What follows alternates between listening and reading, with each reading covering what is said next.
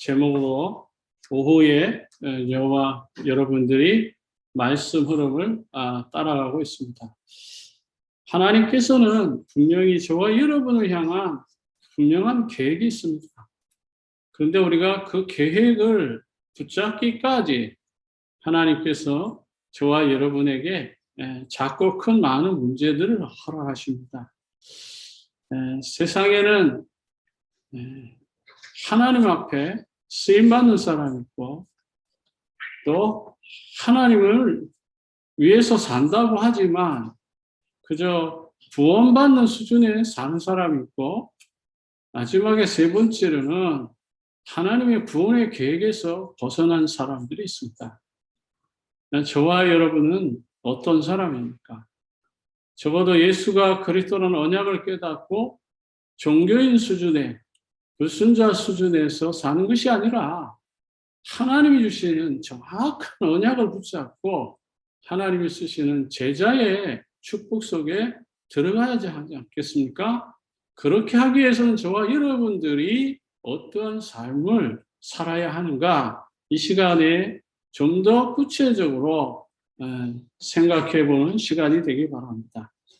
사람들은 눈에 보이는 것을 따라갑니다. 왜냐하면 눈에 보이는 것이 생각하게끔, 느끼게끔 확실하게 빨리 다가오기 때문인 것입니다. 왜 많은 사람들이 우상을 섬기느냐? 그것은 바로 생각한 대로, 마음에 느끼는 대로 즉각적으로 반응하기 때문에 우상을 따라가는 겁니다. 만약에 우상을 따라가는데 반응이 없고 응답이 없으면 누가 그걸 따라가겠습니까? 캐리에 힌두교가 있습니다. 예전에는 그렇게 크지 않았어요. 그런데 시작은 미약하였는데 지금 보면요, 그 주변의 집들을 하나하나 살펴들여서 그들의 성지를 만들고 있습니다. 그런데 그 힌두교에 대해서 어떤 교회도 저 힌두교를 막아달라고 기도하는 교회가 있습니까? 없습니다. 바벨론 땅에 정말 큰 우상, 느부갓네살 왕의 이름을 딴 느보 신상이 천리길 밖에서도 보일 만큼 크게 젖었다라고 했습니다. 1000km 밖에서도 보인다는 정도로 그렇게 큰 우상이 서 있었습니다. 그 우상이 서져 있음에도 불구하고 많은 선지자들, 많은 제사장들, 많은 이스라엘 백성들이 포로로 끌려왔음에도 불구하고 저 우상을 향하여서 정말 하나님의 하늘 품고 기도한 사람이 누굽니까? 선지자가 아닙니다. 제사장이 아니에요. 그 시대의 장로 중직자가 아니라 이 말입니다. 누구예요? 15세에서 17세밖에 안 된 어린 소년 다니엘입니다. 그 어린 소년 다니엘의 기도를 하나님 기뻐하신 거예요. 많은 사람들이 하나님 만나는 길도 모르고 왜 우리가 포로로 끌려왔는지 그 이유도 모르고 왜 우상의 음식을 먹고 우상의 절을 해야 되는지 이유도 모르고 있을 그때에 한 소년이 결심하고 결단한 겁니다. 그게 평생 기도 제목이에요. 그 기도 제목을 붙잡고 하나님 앞으로 나갔을 때에 하나님께서 역사하시잖아요. 다니엘에게 하나님 보입니까? 안 보입니다. 하나님은 눈에 안 보이지만 사람들은 눈에 보이는 저 느보 신상 앞에 절을 하고 그리고 그 우상의 음식을 먹고 왕도요 음식 만들어 놓자마자 어떻게 합니까? 그냥 음식 만들어서 바로 왕 앞에 가야 되잖아요. 그런데 당시에는 그게 아닙니다. 왕 앞에 드려지는 그 음식도 우상 앞에 먼저 드려지고 그 다음에 그것을 가져다 왕에게 드리는 거예요. 황당한 얘기 아닙니까? 어린 소년이 영의 눈이 열리니까 이건 아니다. 어떻게 궁중의 음식이 저 우상 앞에 드려진 음식을 먹냐 이 말이에요.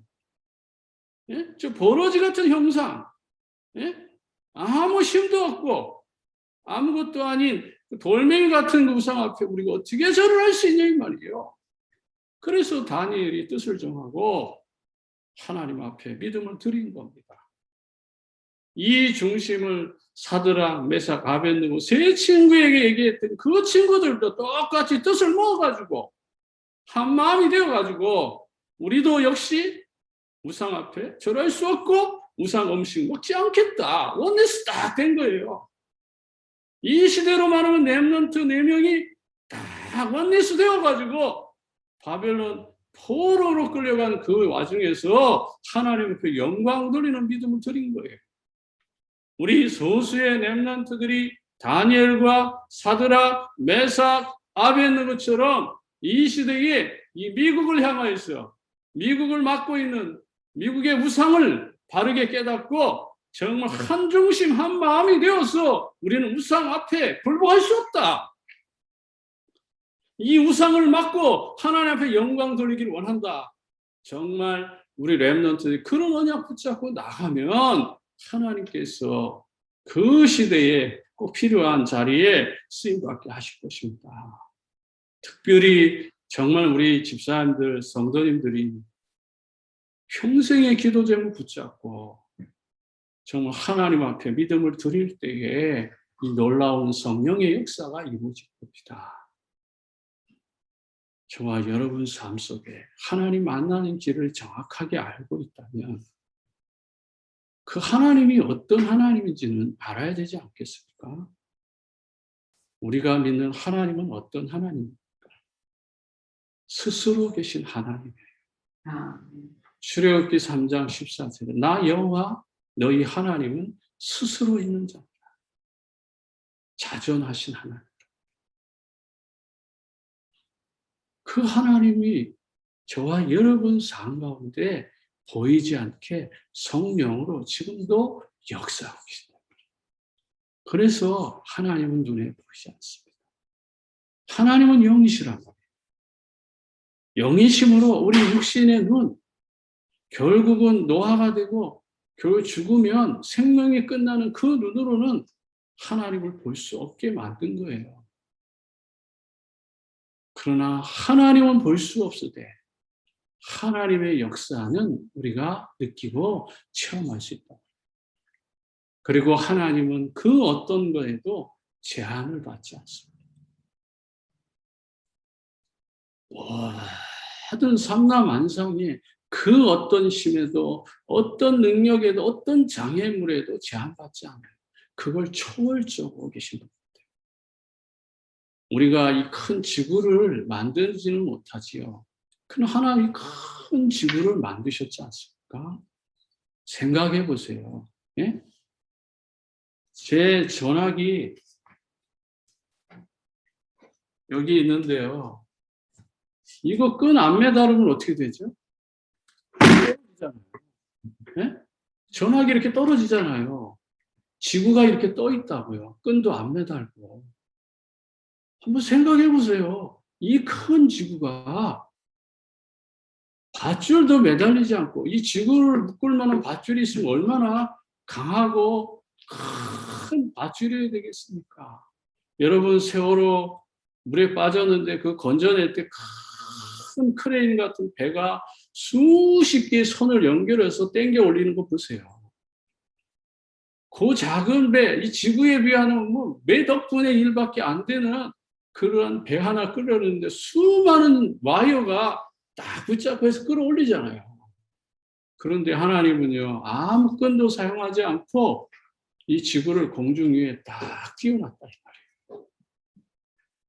이걸 누가 이렇게 할 수 있겠어요? 그 하나님이 아니고서는 아무도 할 수 없는 거 아닙니까? 사람의 손에 제한받는 것은 하나님이 아니라 우상이라 이 말이에요. 돌로 깎아 만든 거 사람이 만드는 거잖아요. 나무를 깎아 세운 거 사람이 만든 거잖아요. 돼지 대가리가 됐든 새가 됐든 예? 뭐 별이 됐든 예? 불상이 됐든 뭐가 됐든 그 사람이 만든 거잖아요. 그런데 그 속에 응답이 있다 이 말이에요. 거기서 어떤 때는 눈물도 나고 어떤 때는 피도 나고 어떤 때는 그게 막 움직인다 이 말이에요. 누가 하는 짓이냐 이 말이에요. 그 속에 귀신, 마귀, 사단이 역사한다 이 말이에요. 이걸 모르고 사람들이 지금 절을 하는 거예요. 이 역사를 모르고 바벨론의 소년들이 보니까 수많은 사람들이 그 느부 신상 앞에 절을 한다 이 말이에요. 그 배후에는 사단이 역사하더라는 거예요. 하나님이 계시지 않더라는 겁니다. 그래서 이 소년들이 언약을 붙잡은 겁니다. 뜻을 정한 거예요. 그들이 심지어는 우상 앞에 절하지 아니하니까 불 속에도 들어가잖아요. 불 속에도 들어갑니다. 하나님이 우리가 불 속에 들어가도 살릴 걸 믿었어요. 그리 아니하실지라도 우리는 우상 앞에 절하지 않고 불 속에 들어가겠다는 거잖아요. 정말 이런 언약을 붙잡고 평생 하나님 앞에 믿음을 드리고자 하는 이러한 소수의 렘넌트들이, 소수의 하나님의 일꾼들이 시대를 살리고 세계 열방을 살리게 되는 줄 믿으시기 바랍니다. 그 하나님은 무소부재하시며 어디든지 계시고 또 무소부재하셔요. 그분의 지혜는 끝이 없고 한이 없으세요.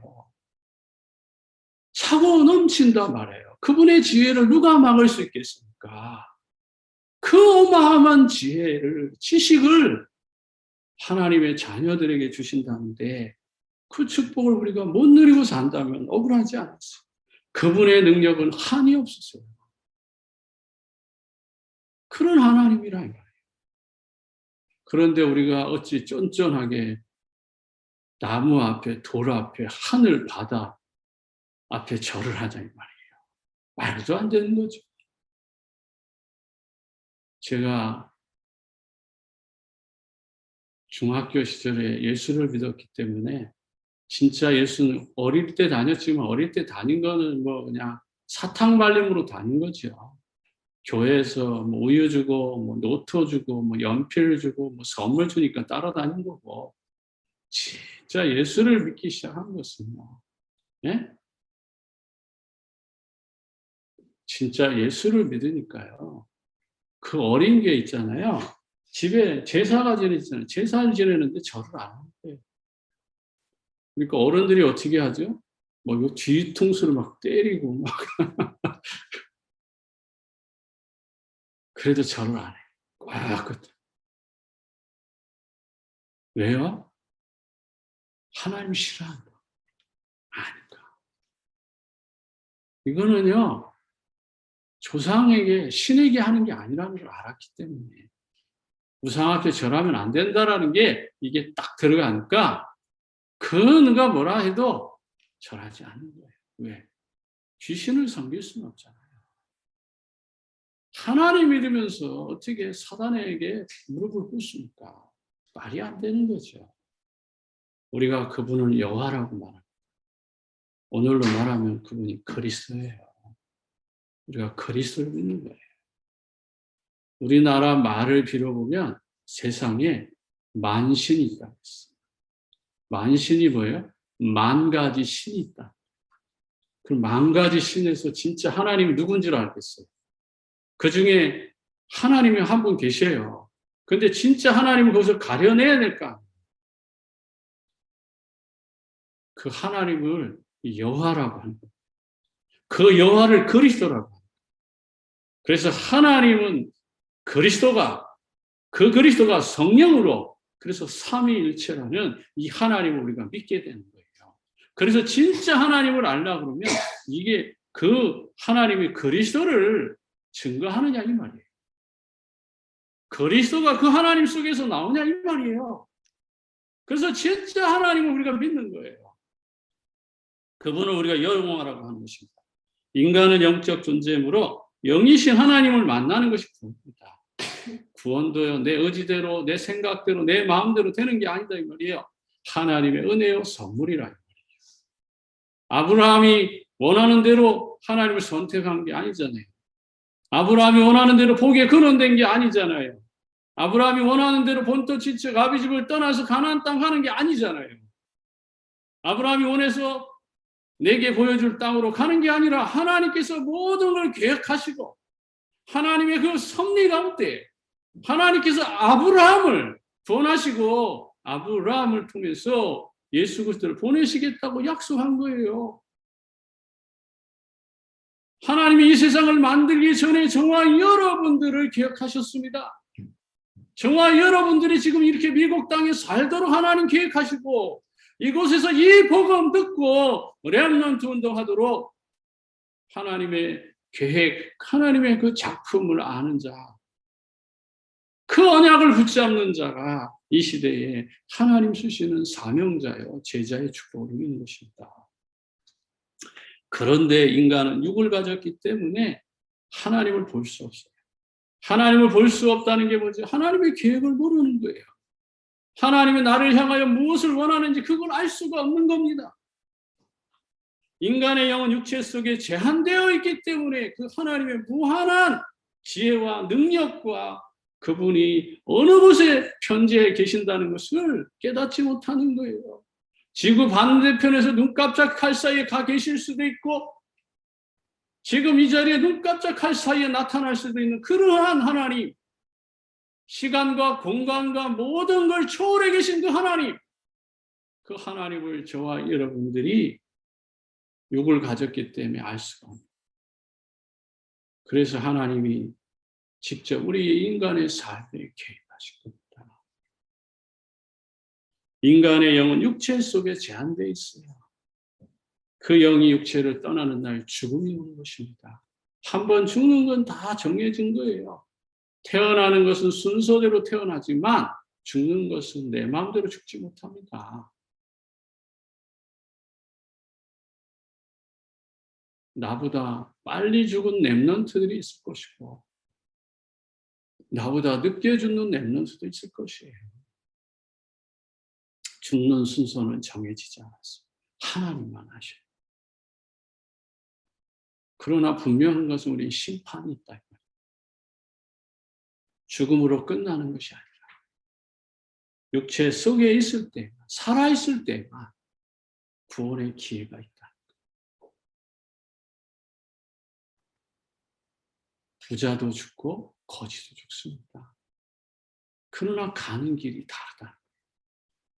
부자가 가는 길은 지옥이고 거지 나사로가 가는 길은 천국 아브라함의 품이라.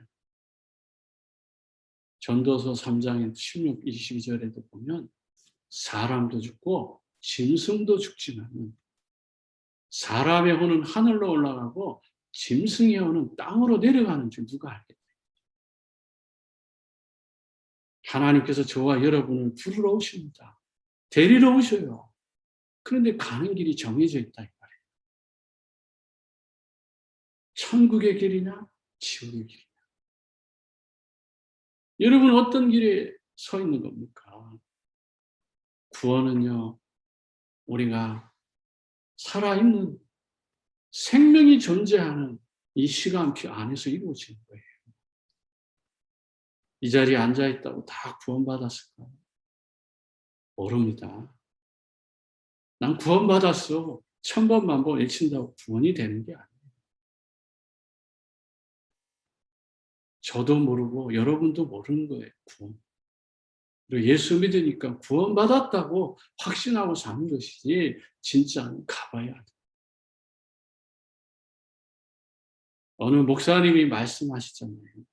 천국에 가니까 목사가 안 보이더라고요. 개털 모자만 쓰고 있더라고요. 네? 당연히 있어야 될 목사가 안 보인다잖아요. 우스갯소리 같지만요. 웃음소리가 아니에요. 여러분들이 정말 구원받았는지 안 받았는지 그거를 우리가 결정할 수 있습니까? 아닙니다. 아무도 몰라요. 그러나 구원받은 사람은 생각하는 거, 말하는 거, 행동하는 거, 결단하는 게 달라요. 성령의 움직임을 우리가 어떻게 알 수 있어요? 바람이 부는 걸 어떻게 알 수 있어요? 그러나 구원받은 사람에게는 그리스도의 향기가 일어나는 것입니다.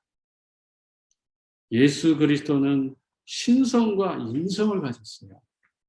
육신의 몸도 입고 있지만 영적인 몸이라. 고린도전서 15장 44절 45절에는 사람은 산 영이라고 그랬고 그리스도는 살려주는 영이라고 했어요. 헬라 말로는 푸시케 피네미니우스, 살리는 영과 산 영이 있다라고 분명히 언어적으로도 딱 구별되어 있어요.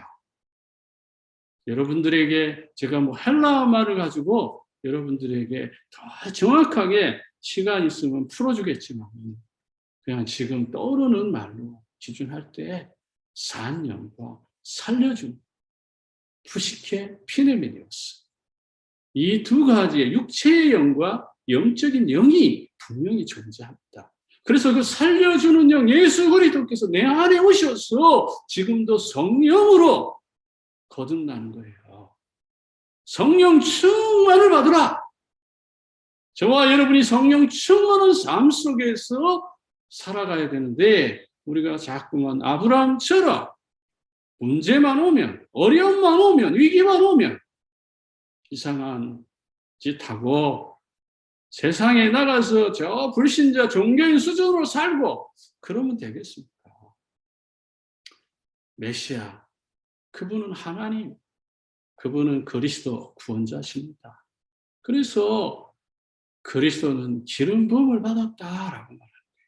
참 선지자, 참 제사장, 참 왕으로 오셔서 그분을 그리스도라고 합니다. 그리스도는 그리스도의 일을 위해서 오신 거예요. 그런데 자꾸 우리는 그리스도를 마치 우리 병 낫는, 병을 치료하는, 축복을 해주는, 우리 인생의 내 문제를 해결하는 그런 종교인들의 수준으로 우리가 예수를 믿으면 되겠습니까? 아니죠. 그 그리스도는 예수예요. 다시 말하면 자기 백성을 구원하기 위해서 오신 분이라는 말이에요. 우리가 하나님의 백성인지 저와 여러분이 확인받는 시간 되길 바랍니다. 사람들이 하나님을 모르기 때문에 하나님을 직접 보여주셨어요. 그게 하나님의 아들입니다. 사람의 모습으로 오셨단 말이에요. 개미를 살리려면 우리가 개미의 심정으로 가야 된다. 우리가 개미가 될 수 있습니까? 안 됩니다. 그러나 하나님은 전능하시고 그 능력이 무한하시고 모든 것을 만들기도 하고 허들기도 하시기 때문에 그분은 사람의 모양으로 이 땅에 오신 거예요. 멋지지 않아요? 저는 이거 하나만 생각해도요, 너무너무 감사해요. 제가 목회자가 된 거, 선교사가 된 거, 그리고 이 길을 이렇게 걸어가는 거예요. 저도 아브라함처럼 무너질 때도 많고, 아브라함처럼 연약한 부분도 많아요. 그런데 하나님이 나를 구원하기 위해서 나와 같은 인간의 모습으로 오셨다. 감사하지 않습니까? 의심 많은 더 많은 그 옆구리에 손을 넣어본다고, 그래야 믿겠다고 하니까 넣어보라고 하죠. 그런 하나님이 어디 있습니까? 3년 동안 예수님 보고 다녔음에도 불구하고 그렇게 의심 많은 그 도마에게 확신 주신 주님 아십니까? 여러분 의심 많을 때 증거 주셨잖아요. 예수가 그리스도라는 이 삶으로 저와 여러분을 인도하시잖아요. 이 예수 그리스도를 영접하는 것이 하나님 만나는 길입니다. 영접하는 자, 곧 그 이름을 믿을 때 하나님의 자녀가 되는 곳에 제가요 40세 이전의 신앙생활은요 완전히 껍데기예요. 알맹이 없는 신앙생활. 예수 생명 알고 구원받는 수준으로, 복받는 수준으로, 내 병 치료하는 수준으로, 뭔가 능력 체험하는 수준으로 신앙생활했어요. 그거는요 바울이 말한 것처럼 아주 초보의 신앙입니다. 유치원 신앙이에요. 유치원 교사의 수준밖에 안 되는 거예요. 그런데 유목사님을 만나고 나서 예수가 그리스도라는 이 복음을 깨닫고 나서는 그걸 초월해서 예수 그리스도를 믿게 된 겁니다. 하나님의 자녀가 되는 것만이 아니고 하나님의 자녀가 되는 권세를 주셨다. 예수 생명과 예수 능력의 축복을 함께 누리는 거죠. 이 비밀을 알고 나서는요, 그 이후로는 제가 금식하지 않습니다. 잘 먹고 건강해서 하나님을 찾고 기도합니다. 전에는요, 안 먹고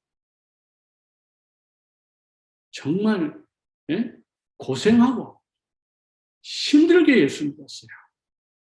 그런데 이제는 그런 금식하지 않고 편안한 상태에서 영적인 기도, 어디에 있든지 간에 무시기도, 그리고 진짜 어려우면 집중기도 할 수 있는 그런 비밀을 알게 된 거죠. 예수 그리스도를 진짜 영접하면요, 성령이 내 안에 임하십니다. 나는 예수 그리스도를 영접하고 첫사랑, 그 다음에 예수 그리스도를 영접하고 정말 하나님 자녀 된 이 축복, 정말 불가항력적인 파도처럼 밀려오는 그 은혜를 저는 분명히 체험하고 있습니다. 그 은혜가 있기 때문에 어떤 어려운 환경에서도 흔들리지 않냐고 예수가 그리스도다. 이 기쁨을 누립니다. 예수 믿으면 죄를 용서받고 어렵다 하고 인정받는 거예요. 내가 어려워진 게 아니라 하나님께서 나를 어렵게 인정해 주시고 인치해 주신 거예요. 도장 딱 찍어준 거예요. 너는 내 것이라. 너는 더 이상 죄가 없어. 라고 확실하게 인정받게 된 겁니다. 이게 바로 구원인 거예요. 이때부터 성령께서 내 인생을 인도해 가십니다. 그분의 의지대로, 그분의 뜻대로 저와 여러분이 이끌려 가면 되는 거예요. 내가 고집쓰고 가면 안 돼요. 특히 사역자의 길, 제자의 길을 걸어가는 하나님의 일꾼들, 하나님의 제자는 성령의 인도를 따라서 가야 돼요. 내 고집, 내 하집, 내 경험, 내 판단, 내가 가지고 있는 실력 가지고 가면 반드시 거기엔 어려움이 옵니다. 성령께서 나를 이끌어 가도록 인도받으세요. 내일 일은 아무도 모릅니다. 오늘 하루하루를 성령의 인도 따라서 가는 전도자의 삶이 가장 행복하죠. 이 기쁨을 누릴 때 사탄의 권세가 영원히 떠납니다. 하나님의 말씀으로 딱 언약이 붙잡혀지면 사탄의 권세는 더 이상 찾아오지 않습니다.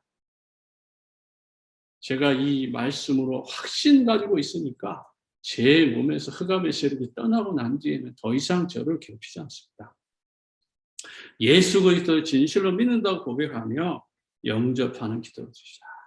우리 주보 뒷면에 보면 구원의 길 영접 기도 있습니다. 그걸 잘 묵상하시고 그 영접 기도의 축복을 여러분들이 누리시기 바랍니다. 네 번째로는 하나님이 나와 함께 하시는 증거가 뭐냐. 내 속에 성령이 계시면 그때부터 나를 인도하셔요. 예를 들어 볼까요? 어저께가 토요일이잖아요. 정말 말씀을 준비하는데 떠오르지가 않는 거예요. 정말 괴롭고 답답하고 어떻게 하면 일부 예배 이 메시지를, 2부 이 메시지를 어떻게 하면은 정말 올바르게 우리 성도들에게, 렘넌트들에게 전달할까. 너무너무 이 영적인 마인드가 떨어지지 않으니까 제가요, 땅을 팠어요. 이런 뿌리, 그냥 큰 나무 뿌리가 있는 걸 그걸 그냥 삽으로 수백 번을 찍어서 그 나무를 파내고 또 몸에 피고는 하죠. 예. 그리고 또 하나님 앞에 또 묵상합니다. 왜요? 좀 더 내 육체가 다른 생각에 붙들리지 아니하고 오직 말씀에 집중하기 위해서 그렇게 하고 됐는데도 말씀이 떠오르질 않아요. 그래서 일찌감치 10시에 잤어요. 새벽 3시에 딱 떠오르더라고요.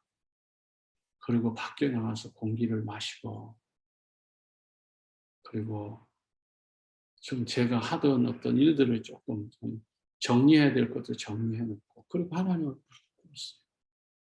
그때서야 아브라함의 모습이 떠오르고, 오늘 전해줘야 될 이 복음 메시지가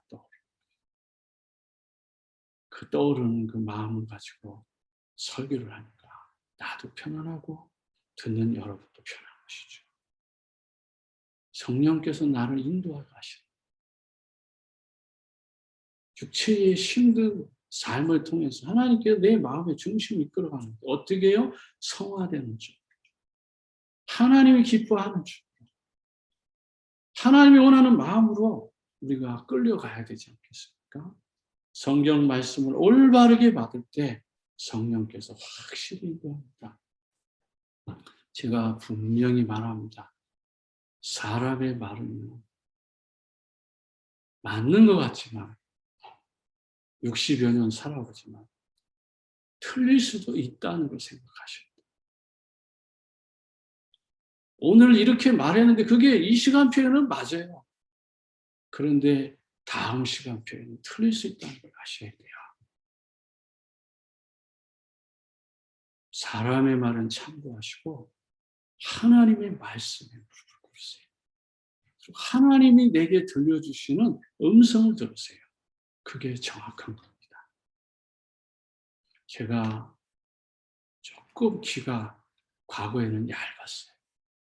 집사람이 무슨 말을 하든지 전도사님이 무슨 말을 하든지 그거에 굉장히 민감하게 반응했어요. 그러나 이제 목회를 한 15년 이상 지나고 나서부터는 그런 말들은 다 참고 하나님이 내게 뭐라고 말씀하시는가 그걸 듣는 거예요. 그래야 조금이라도 실수가 적어지는 거죠. 성경은 살아있는 말씀입니다. 언제나 살아서 역사합니다. 하나님 말씀 살았고 운동력이 있어 좌우 낯선 것보다 예리하여 혼과 영과 관절을 꽂습니다. 말씀을 진정으로 받을 때 우리 영이 살아납니다. 사람의 말 수천 번 수백 번 들어서 힘을 얻는 것 그거는요. 나를 살리는 게 아니에요. 하나님의 말씀이 들어가서 내가 살아나죠. 죄를 해결할 때 성령께서 인도를 받게 됩니다.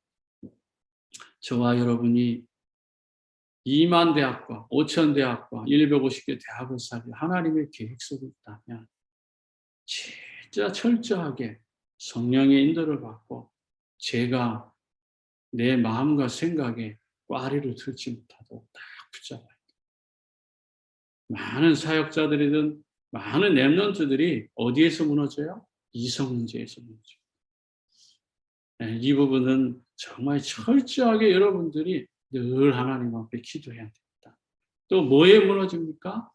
네, 이 시대는 스마트폰 시대입니다. 다시 말하면 소셜 네트워크를 통해서 모든 게 소통되고 이루어져요. 유 목사님 어제 말씀하시잖아요. 앞으로 비대면 예배를 통해서 대면 예배를 회복하지 못하면 미래는 아무 소망이 없다. 예? 4차 산업혁명 시대, 다시 말해 인공지능 시대에는 거의 비대면으로 교회든 교회 밖에든 모든 시스템이 그렇게 흘러간다. 그런 시스템을 어떻게 교회가 잘 활용하고 받아들여서 깨달아서 그것을 대면 예배 쪽으로, 대면 쪽으로 끌어내오느냐. 그게 키다. 제가 이번 학기 풀러에서 브라이언 로저 교수의 이 시대의 인터넷 문화에 대해서 강의를 듣게 됐습니다. 저는 이번 이 강의를 들으면서 많은 것을 보게 됐습니다. 유 목사님이 말씀하시는 것을 실제적으로 학적으로 지금 미래를 보게 됐어요. 밀레니엄 시대에 정말 이 소셜 네트워크의 이 강력한 파워가 교회를 어떻게 무너뜨릴 수 있다는 것도 보게 됐고요. 우리가 이 소셜 네트워크의 문화를 교회가 어떻게 잘 활용하면은 복음 모르고 복음 밖에 있는 저 랩런트들을 또 저 청소년과 대학생들을 어떻게 살려야 되는지 그 길까지도 하나님께서 다 보여주셨어요. 그래서 저는 기대가 됩니다. 인공지능 시대에는 더 많은 정신병들이, 소셜 네트워크에 지금 사로잡혀서 중독된 아이들 지금 고독하잖아요. 외롭잖아요. 그것이 없으면 거의 삶이 이루어지지 않잖아요. 그래서 심지어 이 아이들은 이 스마트폰이나 소셜 네트워크를 딱 만약에 인터넷을 못하도록 딱 막아버리면 어떻게 되는지 아세요? 얘들 막 돌아버립니다. 그런 시대의 아이들이란 말이에요. 이게 마약보다 더 큰 중독 아니겠어요? 저는 그걸 깨달았어요. 98년도에 동아일보 뉴스프로사 기자하고 제가 한국에 있을 때 마약에 대한 인터뷰했잖아요. 강서 지역 애들은 전부 다 가난해가지고 맨날 본드나 약물로다가 뭔가 환각 상태에 빠지는데요. 저 강남에 있는 친구들은 돈을 한 하루에 1,000불, 100만 원, 200만 원, 300만 원 이렇게 쓰는 놈들은요, 어디서 좋은 마약을 먹어가지고요, 환각 상태에 이르러도 그들의 폐는 전혀 깨끗해요. 근데 이 강서 지역에 있는 이 청소년들은 있잖아요, 군대도 못 갈 만큼 이 폐가 썩어 꺼먹게 돼요.